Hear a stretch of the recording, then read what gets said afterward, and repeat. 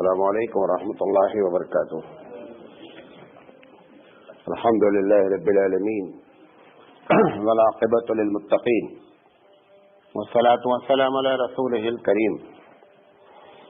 محترم حضرات، ہم بدعت کے پوسٹ مارٹم کے عنوان پر سلسلے وار بات آپ سے کر رہے ہیں اور آج اس کا 21واں سیریل ہے.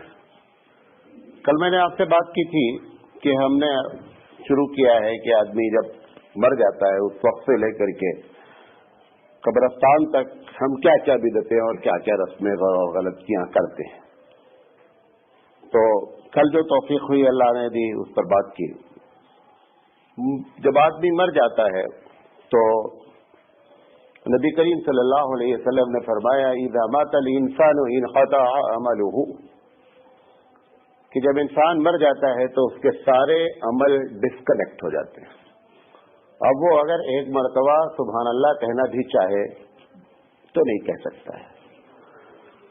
اب دوسرے لوگ جو بھی اپنی نیکی ٹرانسفر کرنا چاہیں جس انداز میں، وہ ہمارے یہاں اہل سنت والجماعت کے نزدیک جائز ہے. کوئی بھی نیکی جس کو آپ نیکی سمجھتے ہیں وہ آپ کر کے اس کے نام پہ ٹرانسفر کر دیں، ٹرانسفر ہو جاتی ہے.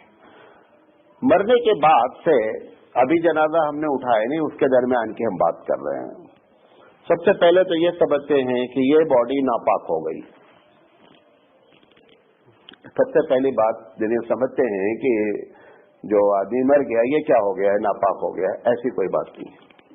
اس کو کوئی چھو لیتا ہے تو کہتے ہیں آپ جائیے غسل کیجیے.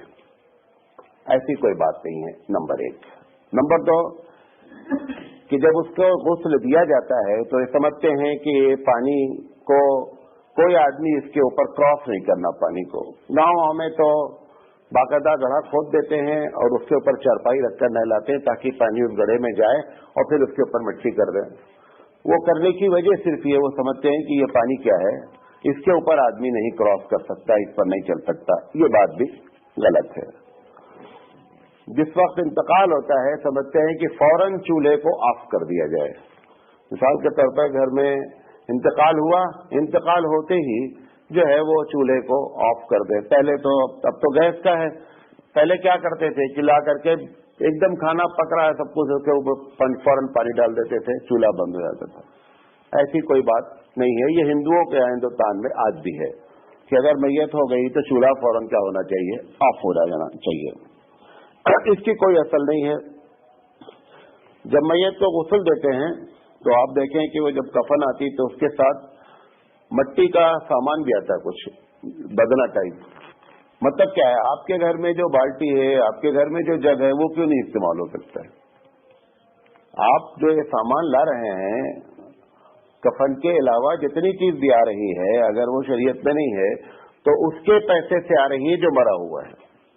اگر اس کے پیسے سے آ رہی ہے تو کسی کو اب اس کے پیسے کو استعمال کرنے کی اجازت ہی نہیں ہے. سارے جتنے لوگ ورثہ ہیں سب اس کے مالک ہیں. حتیٰ کہ آتا ہے کہ اگر نہلاتے ہوئے اس کی جیب سے ایک چنا بھی نکل آئے تو اس کو بھی، وہ بھی سب کی وراثت ہے. تو آپ اس سے غلط چیزیں لے کر کے آ کر کے کرنا، اس کا کوئی تصور نہیں ہے.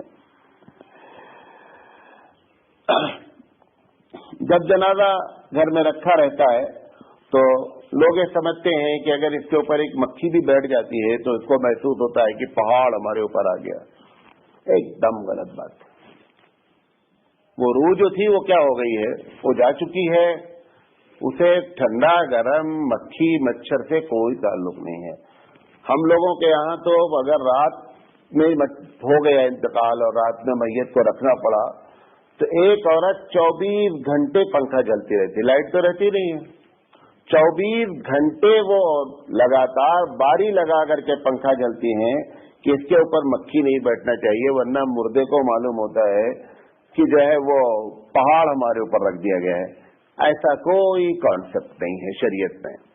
اچھا، جب میت کو گھر سے لے کر کے جاتے ہیں تو پانی لے کر جاتے ہیں. اور میں نے یہاں پہ دیکھا، اور بھی بہت علاقوں میں ہے، میں نے ان صاحب سے کہا یہ کیا ہے، انہوں نے کہا یہ پانی جاتا ہے. یہ پانی کا جو تصور ہے وہ معلوم کیا ہے کہ جب لوگ وہاں شروع میں ہوا یہ اس کی وجہ کیا تھی؟ قبرستان میں پانی کا انتظام نہیں ہوتا تھا، تو میت کو کبھی کبھی کیا ہوتا ہے کہ قبر کے اندر مٹی کو کچھ گیلی کر کے لگانا پڑتا ہے قبر، تو اس نے گھر سے پانی گیا، اب وہ پورا باقاعدہ ایک سسٹم ہو گیا ہے کہ پانی لوٹے میں ہر حال میں جانا ہی جانا ہے، وہاں بورویل لگا ہوا ہے، اب قبرستان میں بورویل لگا ہوا ہے، پانی کی کوئی ضرورت نہیں ہے، اور اس کو لازم سمجھ کے یہاں پہ ایک صاحب بہت دیندار آدمی، ان کو میں نے دیکھا اور منع کیا، انہوں نے کہا سب لوگ کرتے ہیں ہم بھی کر رہے ہیں، ہم نے کہا تمہارے دین حاصل کرنے کا فائدہ کیا ہوا؟ بھئی دین حاصل کرنے کا فائدہ سب سے پہلے کیا ہونا چاہیے؟ ہماری ذات کو ہونا چاہیے تاکہ ہم صحیح اور غلط کی تمیز کر سکیں۔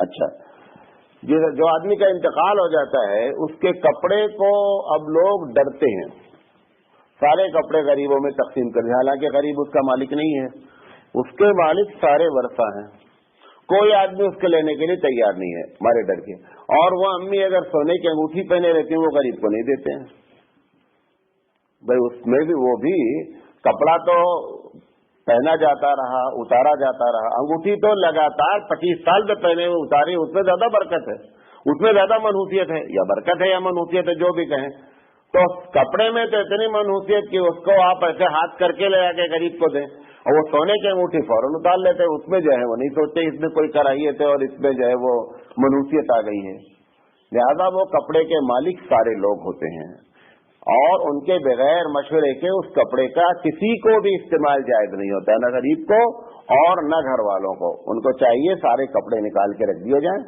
رکھنے کا بات کہا جائے کہ ابا کا اتنا کپڑا ہے کیا کیا جائے، کوئی کہتا بھائی ایسا کرو اس کو وراثت میں تقسیم کرو، جیسے ہمارے والد کا انتقال ہوا انہوں نے کہا نہیں آپ وراثت میں تقسیم کیجیے، تو وراثت میں تقسیم کیا گیا، اس کے بعد جو کسی کو ایک دوسرے کو دے لیں وہ ایک الگ بات ہے، کسی کے استعمال میں نہیں الگ ہے، لیکن یہ تصور کرنا کہ کسی کو بتانا ہی نہیں ورثہ کو اور سارے کپڑے غریبوں میں تقسیم کر دینا یہ غلط چیز ہے۔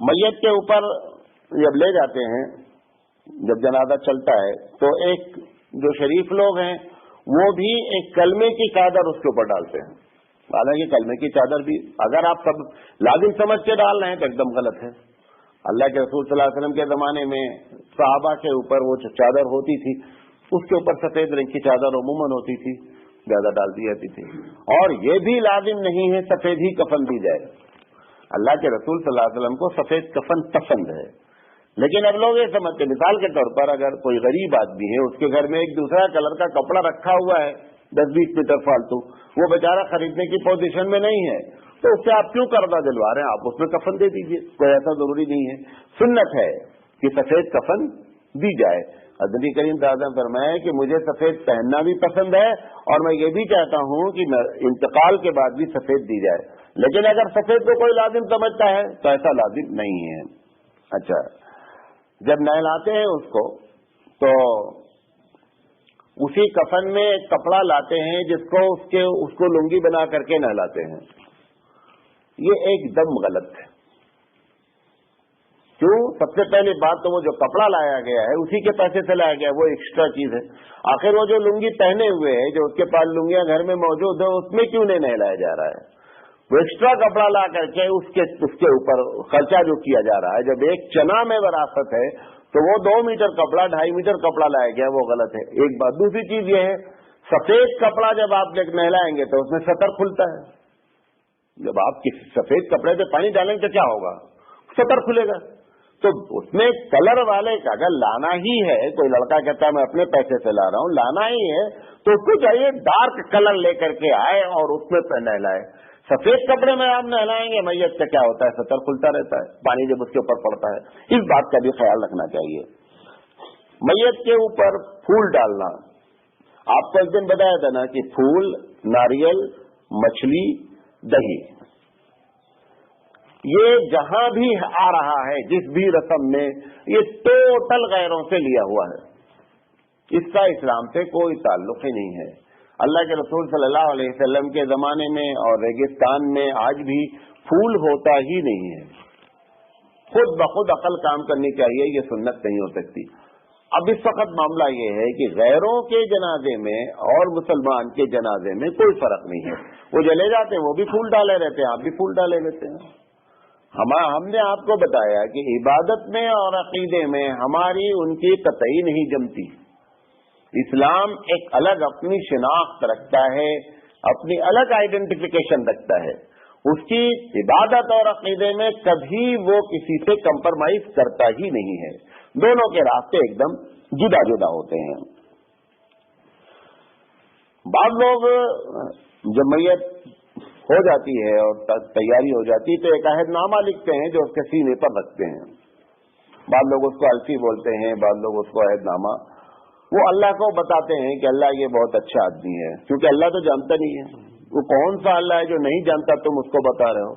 ہم تو ایسے اللہ کے پجاری ہی نہیں ہیں جو جانے نہیں اور ہم بتاویں تب وہ جانے. اس میں ایسے ایسے جملے لکھے جاتے ہیں، یہ بہت پرہیزگار ہے اللہ، یہ بڑا نمازی ہے، فلاں ہے، دھماکہ ہے، دنیا بھر کے 20 چیز.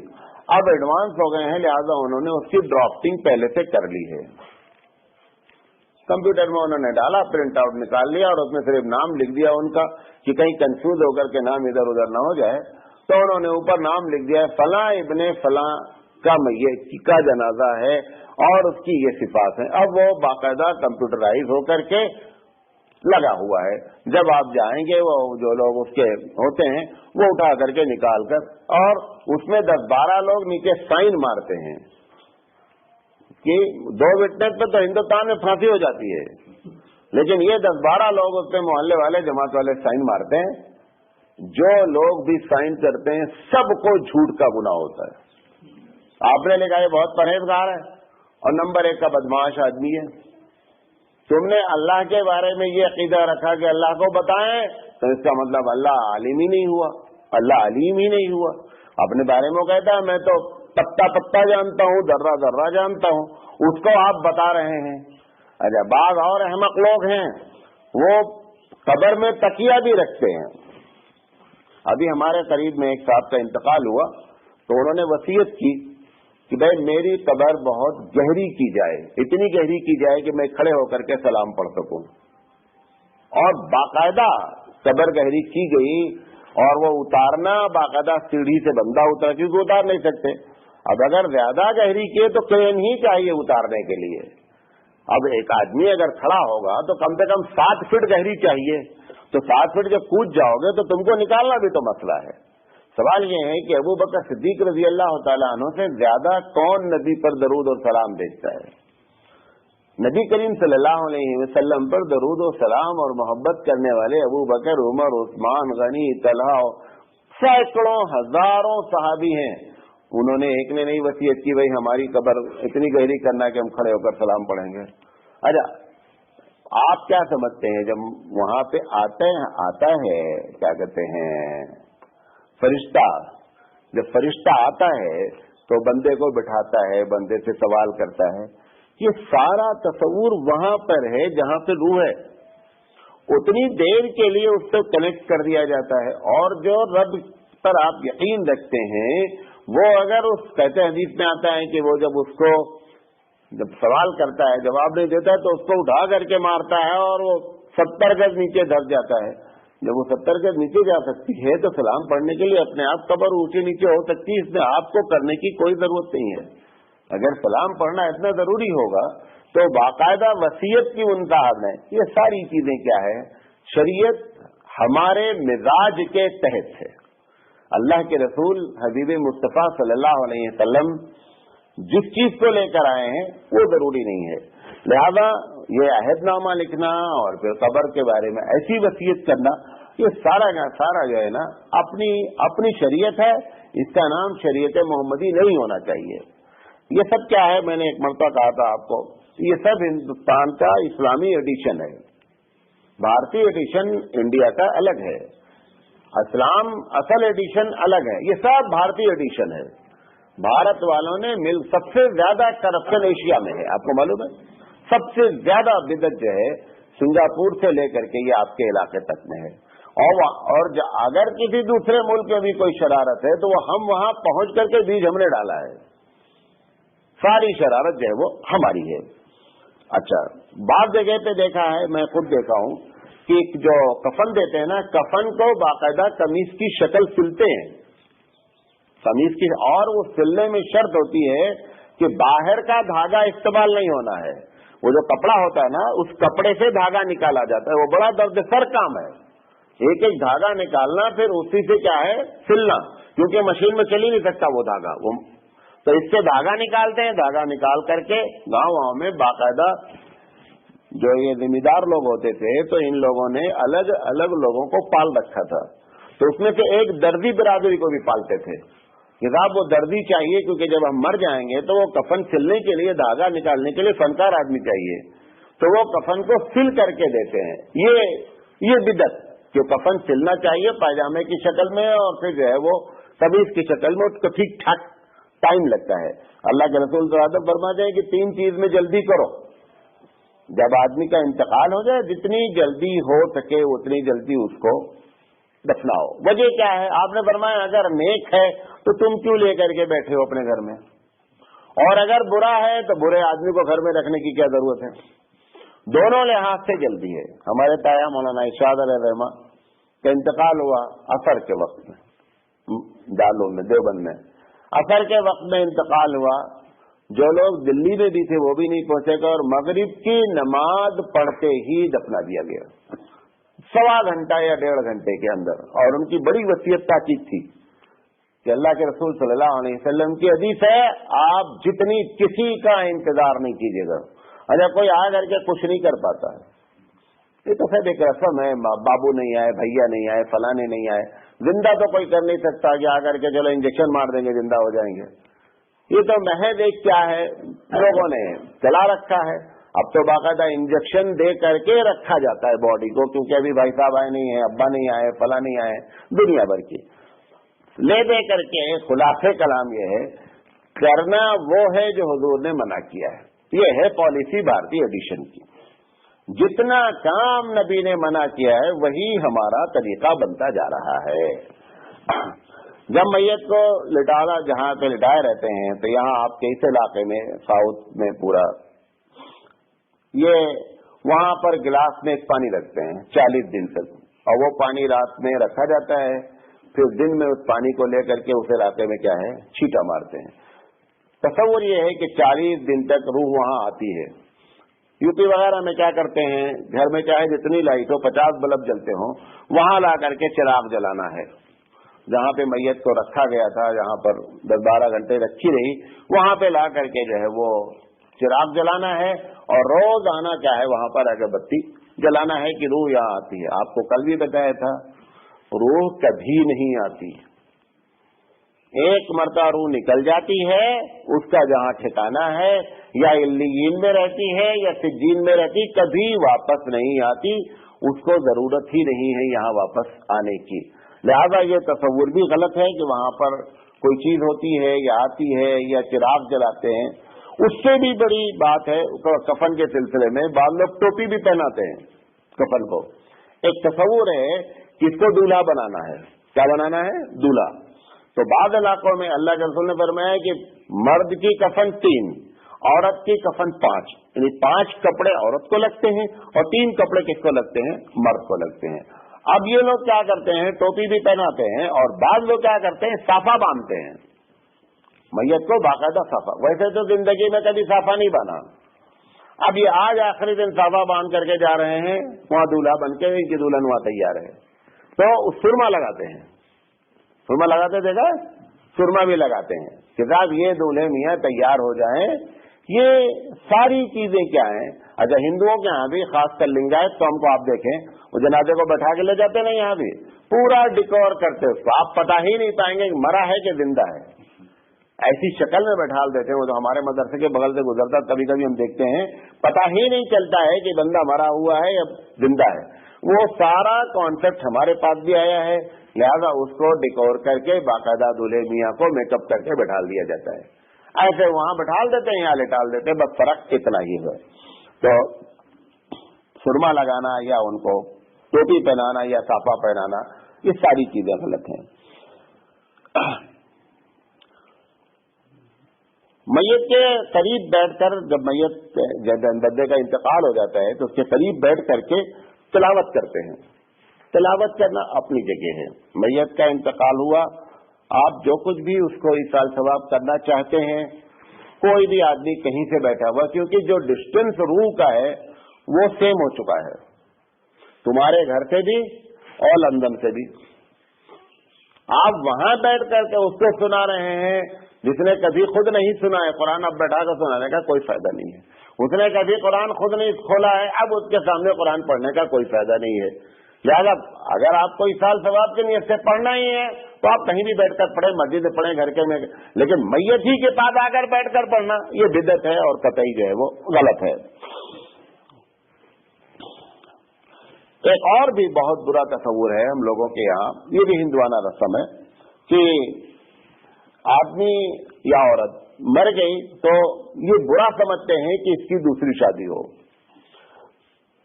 बेवा की शादी तो जितनी जल्दी हो सके आदमी को कराना चाहिए, दोनों की, मर्द की भी औरत की भी।